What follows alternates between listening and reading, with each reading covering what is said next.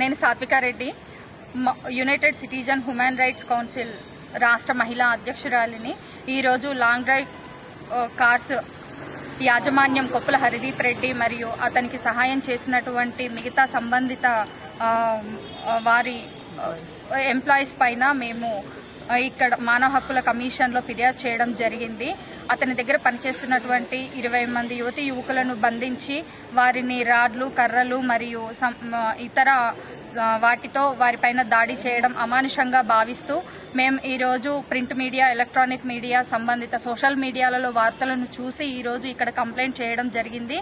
So ఇలాంటి ఏవైతే అరాచకాలు ఉన్నాయో మళ్లీ రిపీటెడ్ కాకుండా సంబంధిత పోలీస్ అధికారులు మరియు మానవ హక్కుల కమిషన్ లో కూడా ఫిర్యాదు చేసి సంబంధిత బాధితులకు వీరు తగు న్యాయం చేకూర్చాలని మేము కోరుతున్నాం.